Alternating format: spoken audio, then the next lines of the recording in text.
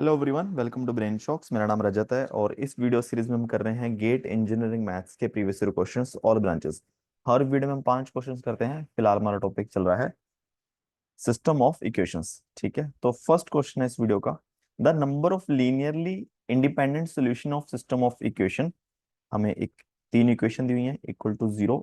ठीक है, तो number of linearly independent solution. ठीक है, तो सबसे पहले देखो, तो हमारे पास जो होमोजेनियस इक्वेशन है ना, अगर राइट हैंड साइड 0 आएगा कि इक्वेशन बेसिकली क्या होंगी, x1 + 0 x2 यानी x equal to 0, x1 - x2 equal to 0, 2x1 - 2x2 equal to 0। ठीक है, हमें पता है कि इसका एक सोल्यूशन तो होगा ही होगा कि जब x1 x2 x3 तीनों 0 हो जाए। ठीक है, अब इनफाइनाइट सोल्यूशन हो सकते हैं नहीं हो सकते, वो डिपेंड करता है इससे डिटर्मिनेंट पे। डिटर्मिनेंट 0 आ गया तो इनफाइनाइट हो गया, या फिर रैंक अगर 3 से कम आया तो। ठीक है, तो अगर हम थोड़ा देखें, इसका रैंक निकालें कि रो इक्लोन फॉर्म में लिखें इसको 1 0 2। ठीक है, तो ऑपरेशन लगा लेते हैं हम। R2 पे ऑपरेशन लगाया, R2 - R1, R3 पे लगाया। देखो R3 - 2R2 कर लेना, ताकि R3 तो वैसे ही 0 हो जाएगी पूरी। ठीक है, तो यहाँ पे तो 0 हो गया क्योंकि R2 R3 प्रोपोर्शन है। ठीक है, और यहाँ पे 0, यहाँ पे माइनस और यहाँ पे -2। ठीक है, रैंक 2 आ गया ना। और यहाँ से हमें पता चल रहा है कि फर्स्ट और सेकंड इक्वेशन, सेकंड और थर्ड इक्वेशन सेम ही तो है। ठीक है, इनमें कोई फर्क नहीं है, इसको 2 से मल्टीप्लाई करो ये बन जाएगी, तो इसका कोई तो मतलब ही नहीं है। तो अगर देखा जाए हमारे पास एक्चुअल इक्वेशन दो ही है, तीसरी तो दूसरी से मिलकर ही बनी हुई है। ठीक है, और हमारे पास अननोन 3 है, तो इट मींस इनफाइनाइट सॉल्यूशन आएंगे जब भी नंबर ऑफ वेरिएबल कम हो ज्यादा हो नंबर ऑफ इक्वेशन से। तो वहां पे जैसे मान लो कि यहाँ पे तो सोल्यूशन, अगर हम बोलेंगे सोल्यूशन आएगा, ठीक है, हम नो सोल्यूशन वाला केस नहीं ले रहे यहाँ पे।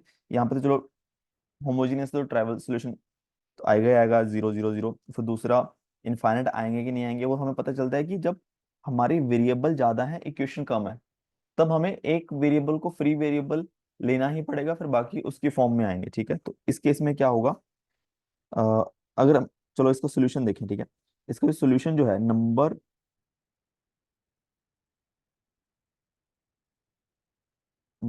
Of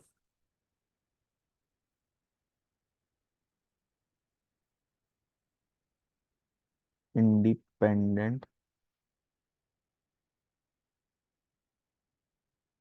solution is equal to क्या आएगा, नंबर ऑफ अननोन, ठीक है, वेरिएबल जो भी है x1 x2 x3 minus rank.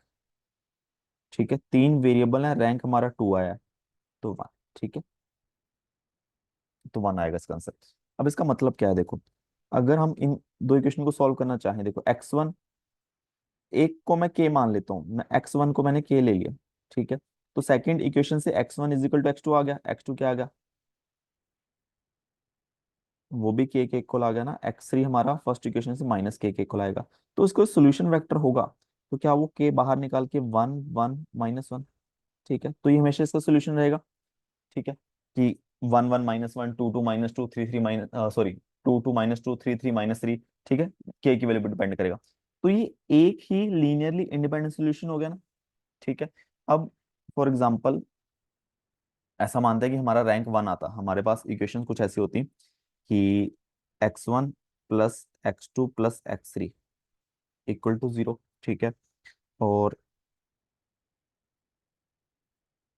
2x1 + 2x2 + 2x3 equal to 0, 3x1 + 3x2 + 3x3 equal to 0। अब इसका रैंक 1 आएगा क्योंकि ये 3 इक्वेशन नहीं है, देखा जाए तो एक ही इक्वेशन है, सी ये बनी है, इसको तो इस मल्टीप्लाई करें ये बनी है। ठीक है, तो हमारे पास रैंक 1 आता और अननोन 3 है, तो 3 - 1 दो लीनियरली इंडिपेंडेंट सोल्यूशन आते हैं। उसका मतलब ये था कि हमारे पास अगर अननोन 3 है और इक्वेशन एक ही है, तो दो वेरिएबल को हमें कोई अलग अलग कांस्टेंट मानना पड़ेगा। कि मैंने x2 को मान लिया, सपोज करो x2 को मैंने एज्यूम कर लिया a, x3 को b, क्योंकि दो फ्री वेरिएबल हो गया अब मेरे पास, क्योंकि इक्वेशन एक है वेरिएबल 3 है। तो मेरा x1 किसके इक्वल आएगा, -a -b। ठीक है, तो जो सोल्यूशन वेक्टर आएगा कि -a -b, a बी। ठीक है, अब देखो इसको मैं क्या इस तरीके से लिख लूँ, ए -1 1 0 प्लस बी -1 0 1। ठीक है, तो यहाँ पे देखो दो लीनियरली इंडिपेंडेंट सोल्यूशन आ गए ना ये। ठीक है, जो भी सोल्यूशन बनेंगे इस इक्वेशन के, इन तीनों इक्वेशन के देखा जाए तो चलो एक ही इक्वेशन है, वो इन दो लीनियरली इंडिपेंडेंट वेक्टर के कॉम्बिनेशन से बनेंगे। ठीक है, तो इसका ये मतलब है। नेक्स्ट क्वेश्चन है solve the following system of equation. अब देखो कुछ क्वेश्चन आप वही ए बी मैट्रिक्स बना के कर लो। ठीक है, इसको रो इक्लोन फॉर्म में बना लेंगे। देखो जहाँ पे 1 1 1 3, 1 -1 0 0, 1 -1 1 1। ठीक है, तो रो इक्लोन फॉर्म बना लेते हैं। तो R2 से R1 माइनस कर देते हैं, R3 से भी, पहले R3 में से R2 माइनस कर देते हैं ताकि यहाँ भी जीरो बन जाए, वो बेटर है ना। 1 1 1 3, फिर पहले R3 में से करेंगे 0 0 1 1, R2 - R1 करेंगे 0 -2 -1 -3। ठीक है, तो यहाँ पे क्या आ गया देखो, अगर देखा जाए rank of A equal to rank of A B is equal to 3 आ गया। ठीक है, तो इसका क्या आएगा, पहली बात तो रैंक दोनों का सेम आ गया। अगर ए मैट्रिक्स देखें इसका रैंक भी 3 है, ए बी को देखेंगे इसका रैंक भी 3 है। ठीक है, तो सोल्यूशन तो आएगा ही आएगा, और रैंक 3 के इक्वल इतने वेरिएबल हैं तो इसका यूनिक सोल्यूशन आएगा। ठीक है, और इसको आप वैसे भी सॉल्व करेंगे क्योंकि बहुत आसान है ना। यहाँ से हमें पता चल रहा है कि x1 इक्वल टू x2 आ गया, x1 equal to x2 third equation में पुट करेंगे तो ये कैंसिल हो जाएंगे दोनों। x3 की वैल्यू कितनी आ रही है, 1 आ रही है। ठीक है, इस इक्वेशन में आप पुट करोगे 2x1, x3 की वैल्यू 1 है, वो जाके उधर माइनस होगा तो 2 हो गया, तो x1 की वैल्यू कितनी आ गई, 1। तो 1 1 1 ये सोल्यूशन आ गया। 1 1 1 3, 1 - 1 0, 1 - 1 0 प्लस 1 1, तो ये इकलौता सोल्यूशन आ गया ना, 1 1 1। ठीक है, तो उस तरीके से भी जो क्वेश्चन ऐसा कि सीधा दिख रहा है, ठीक है, तो वो हो जाएगा। नेक्स्ट क्वेश्चन है solve the system of equation. ठीक है, तो इसको हम रो इक्लोन फॉर्म से सॉल्व कर लेते हैं। अब देखो हम अगर ए बी मैट्रिक्स देखें, पहले हम लिख लेते हैं 1 - 3, जो भी कोफिशिएंट 1 हो तो वो लिख लो, वो बेटर रहेगा।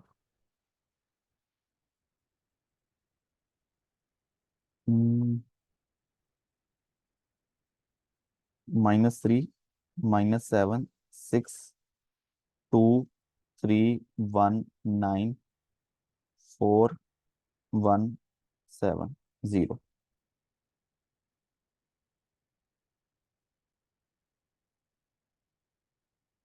ठीक है, अब हमें क्या करना है, R2 पे ऑपरेशन लगाया, R2 - 2 R1।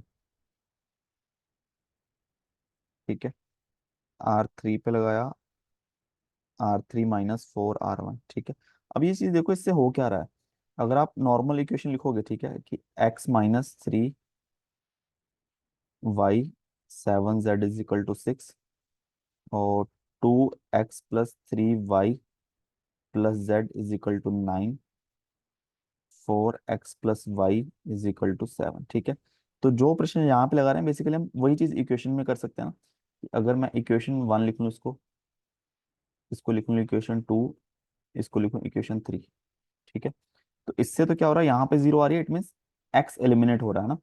तो मैं क्या करता हूँ कि इक्वेशन 2 में से इक्वेशन 1 माइनस करता हूँ इस तरीके से, पहले 2 से मल्टीप्लाई करके, और इक्वेशन 3 में से इक्वेशन 1 को 4 टाइम मल्टीप्लाई किया फिर माइनस किया ना, तो मेरे पास इक्वेशन ही बचेंगी। पहले चलो इस साइड लिख लेते हैं कि 1 - 3 - 7, यहाँ पे 0, 3 दूनी 6, 3 - 6 9, 7 दूनी 14 और एक 15, और यहाँ पे 6 है तो यहाँ पे -3, यहाँ पे 4 है तो 0, 4 × 3 = 12 और एक 13, 7 × 4 = 28। ठीक है, और 6 × 4 = 24 -17। ठीक है, तो ये बन गया। सेम इक्वेशंस यहाँ पे बनेंगे ना, चाहे आप यहाँ पे करके देख लो, ये चाहे सेम मैट्रिक्स से लिख दो, एक्स की x -3y -7z is equal to 6। Second से क्या बनेगा, 9y + 15z is equal to -3। फिर बनेगा 13y + 28z is equal to -70। ठीक है, अब इसमें या तो हम पहले सेकेंड इक्वेशन को ऐसा कर लेते हैं, R3 पे प्रेशर लगाया, 9R3 - 13R2। अब इसमें थोड़ा सा कैलकुलेशन करनी पड़ेगी, ठीक है, कि 1 - 3 - 7 6, ठीक है, 0 9 15 - 0, यहाँ पे तो 0 बनेगा बनेगा। अब ये करना पड़ेगा कैलकुलेटर, ये करते हैं कि 28 × 9 -15 × 13 तो 9 252, 15 × 13 195, तो 57 आ रहा है यहाँ पे। ठीक है, तो 17 × 9 -153 प्लस 13 × 3 = 39, 153 प्लस -39, ये आएगा -114।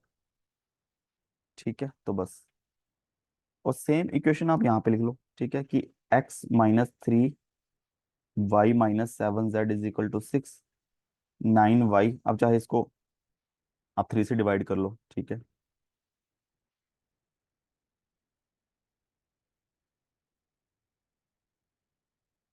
तो यहाँ पे आएगा 57z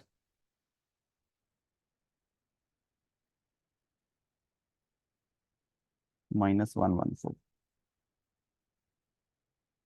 ठीक है, यहाँ से z की वैल्यू कितनी आ जाएगी, -2। ठीक है, -2 आ गई। और सेकेंड इक्वेशन में z की वैल्यू पुट करेंगे हम, तो 9y -30 इज इक्वल टू -3। -30 उधर गया तो +30, 27, y की वैल्यू आ गई 3।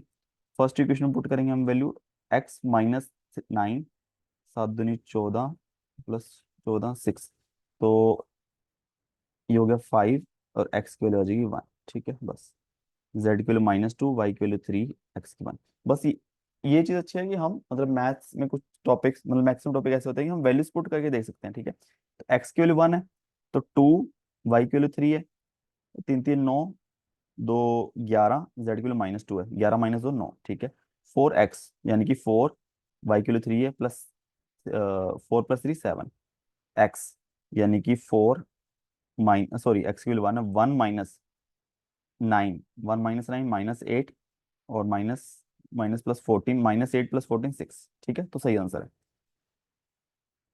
नेक्स्ट क्वेश्चन है, the solution to the equations 2x + 3y is equal to 1, x - y is equal to 4, 4x - y is equal to alpha will exist if alpha is equal to. ठीक है, इसका solution देखो, हमारे पास तीन equation है, दो variable है, it means सबसे पहले हम दो वेरिएबल वाली ये इक्वेशन सॉल्व कर लें, और जो भी इसका सोल्यूशन आएगा यहाँ पुट कर लें, वो इसको सेटिस्फाई करना चाहिए। ठीक है, क्योंकि मान लो ये हमारे पास तीन लाइन है, तो इसका सोल्यूशन एग्जिस्ट तभी करेगा जब तीनों लाइन एक पॉइंट पे कट कर रही होंगी, है ना।